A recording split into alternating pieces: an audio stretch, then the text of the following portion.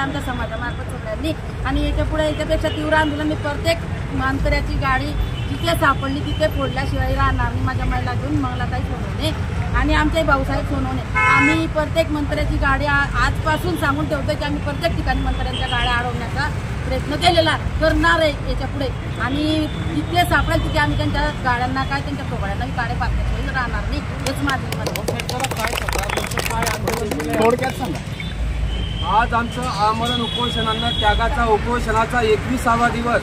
21 दिवस पलटून झाले तरी सुद्धा या जळगाव जिल्ह्यातील तिन्ही मंत्री आणि त्यातल्या त्यात ग्राम विकास मंत्री सन्माननीय गिरीश भाऊ महाजन मागील काळामध्ये जेव्हा उपोषण स्थगित करण्यासाठी आले होते तेव्हा त्यांनी आम्हाला शब्द दिला होता की आम्हाला तुम्ही 2 महिन्याचा वेळ द्या। 2 महिन्यामध्ये आम्ही तुमच्या आदिवासी टोकरी कोळी जमातीच्या प्रत्येक बांधवाच्या हातामध्ये जातीचा दाखला आम्ही तुम्हाला देऊ। पण ते त्यांच्या आश्वासनाला सपशेल अपयश ठरलेलं आहे। त्यांना म्हणजे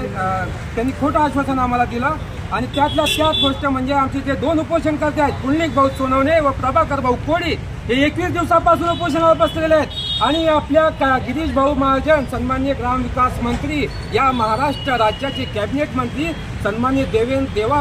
भाऊ फडणवीस यांच्या मांडीला मांडी लावून बसतात आणि आपल्या कार्यालयाचं कामकाज पाहण्यासाठी ते 2 ते 3 वेळा येऊन गेले आणि तुम्ही पाहू शकता की आमचे बांधव इथे किती अंतरावर इथे उपोषणासाठी बसलेले आहेत पण त्यांना वेळ नाही आमच्या उपोषण बांधवांची भेट घेण्यासाठी। त्यांनी मला असं वाटतं या महाराष्ट्र राज्याचा आदिवासी विकास मंत्री विजयकुमार गावित यांच्या मार्फत गिरीश भाऊ महाजन यांनी सुपारी घेतलेली आहे आणि ती सुपारी पूर्ण करण्यासाठी या जळगाव जिल्ह्याचा जिल्हाधिकारी व या जळगाव जिल्ह्यातील सर्व प्रांत यांच्या मार्फत ते सुपारी पूर्ण करण्याचा प्रयत्न करत आहेत। सुपारी अशी आहे की या जळगाव जिल्ह्यातील आदिवासी टोकरी कोळी समाज हा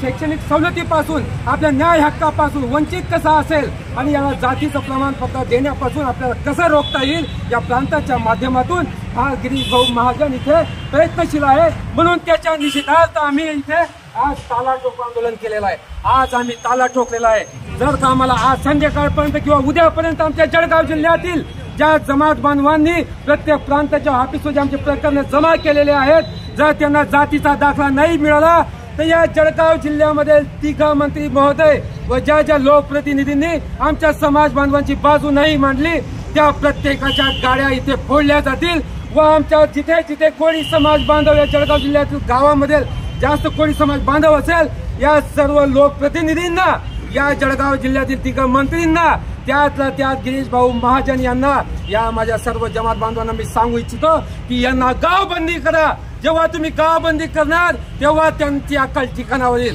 कारण की यांच्या डोक्यामध्ये मंत्रिपदाची हवा गेलेली आहे। मंत्रिपदाची हवा एवढी गेली काल काही दिवसापूर्वी आम्ही आकाशामध्ये फुटे सोडले यांच्या निषेधार्थ अरे आता तरी जमिनीवर या पण यांना कुठल्याही प्रकारचं काही घेण्यात येणार नाही कारण की यांना माहित आहे यांना फक्त कोळी समाज या निवडणुकीच्या मतदानापुरती आठवतो। एकदाची निवडणूक झाली म्हणजे कोळी समाज इकडे आणि आम्ही तिकडे बस फक्त गाजर दाखवतात दुसरं काही काम करत नाही। पण उद्यापासून या महाराष्ट्रामध्ये जळगाव जिल्ह्यातून ठिणगी पडेल या महाराष्ट्र राज्यातून वनवा पेटेल आणि आम्ही दाखवून देऊ की आदिवासी टोकरी कोळी समाज काय असतो। आम्ही आजपर्यंत